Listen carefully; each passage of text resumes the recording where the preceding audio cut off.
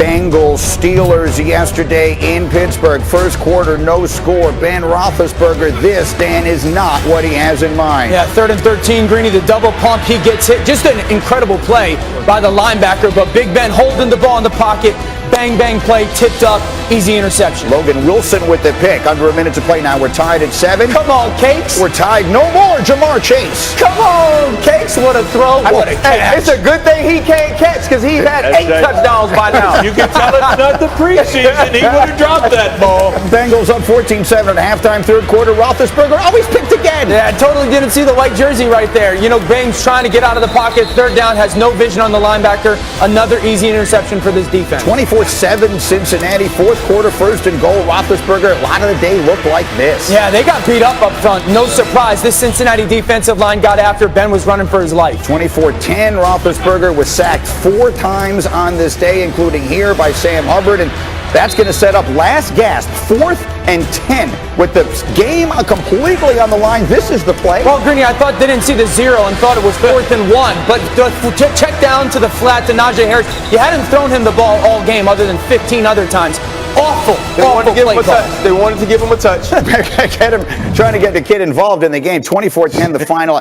You know, and Ryan Clark, my beloved former Steeler here, I know it is the beginning of the season, but something about watching that game felt like seeing the end of something. It's the end of an era. It's an end of an era of dominance. It's an end of an era of actually having a Super Bowl window. Wow. And it's the end of an era of 2 decades of having the same quarterback. Mm-hmm. And this is a total organizational failure. I remember I took a lot of heat when the Pittsburgh Steelers traded for Minka Fitzpatrick, which has worked out from the free safety position. But I said they needed that pick because they needed to figure out a way to have a succession plan for Ben Roethlisberger. And they didn't.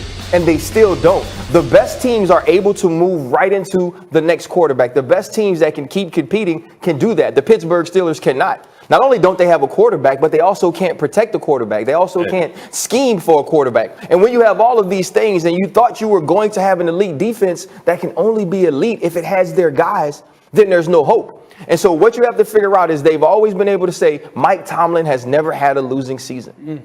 I don't know if that changes this year, but if it does, now you have to look at the Pittsburgh Steelers and say, are they better than the Cincinnati Bengals? Not the Ravens, not the Browns, the Bengals. They weren't yesterday. Rex. Yeah, I mean, I look at it this way. Look, their quarterback's done. We get it. He's going to get through this season, and hopefully, and this will be it. Okay, you don't have to worry about him next year. You got to replace him. All right, but their defense is not done by a long shot. T.J. Watt wasn't there. We saw why Pittsburgh made him the highest paid defense player in the league. Well, he wasn't there. Okay, that makes a huge difference. That's why Joe Burrow could breathe, because usually against when he plays Pittsburgh, he can't breathe. So to me, it's not all lost right now. Mike Tomlin's not going to have a losing record after this season. I truly believe it. Now, look, the plan.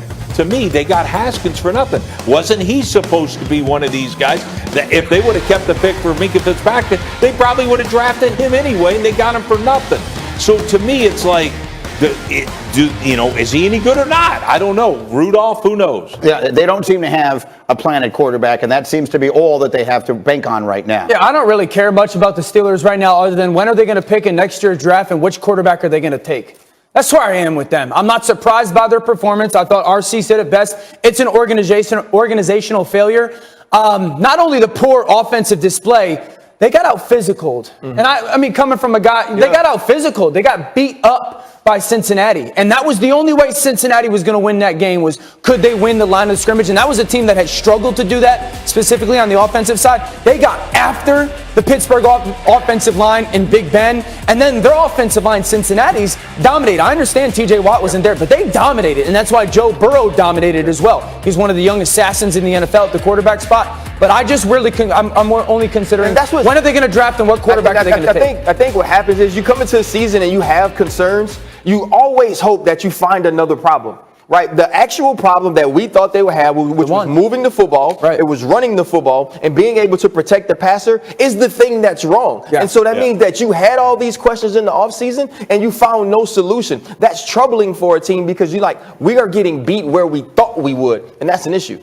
And it's remarkable because 2 weeks ago we're sitting here talking about they beat Buffalo in the opener and all Great rumors defensive of the performance, demise. special teams. Yeah. It wasn't because of their offense. Right. You know, and that's the offense was always going to be the situation this year. If their defense doesn't hold the team to 14 points or less, they're going to lose the football game. Right. Maybe they still have the ability to give you that one way or the other. We're all over all the football all morning long. Look at the energy, though. He's running down the tunnel. He's doing all that. He's all over the place.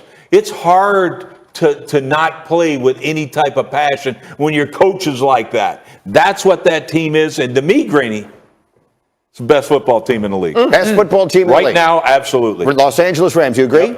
Hell yeah. Dylon. But when you watch the game yesterday, you have to recognize that the Los Angeles Rams have more dudes than the Tampa Bay Buccaneers, at least yesterday, right? With the injuries you have in the secondary, Tampa Bay, obviously Antonio Brown on COVID restrictions or protocols. When you look at the Los Angeles Rams, the excitement you saw from Sean McVay, that was belief.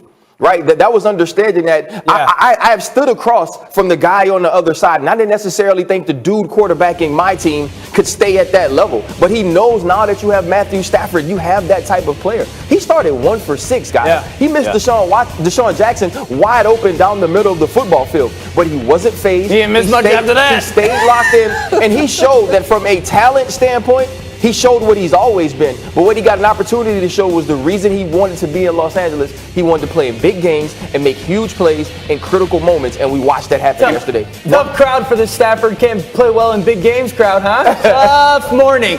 Why are you so happy? Tough morning for the haters of Matthew Stafford crowd. You guys eat your crow. Matthew Stafford is the MVP of the NFL right now. He was the MVP of the NFL in week 1. He was the MVP of the NFL in week 2. He's the MVP of the NFL in week 3. RC, you said something that kind of triggered for me. When they signed or went after Matthew Stafford, I think it was a hope or a dream. We can win a Super Bowl with this guy and our head coach. I think yesterday became more of a reality. You know, yesterday you watched that game, and if you're the head coach and you're the general manager and you're the football team and you're going, hold up.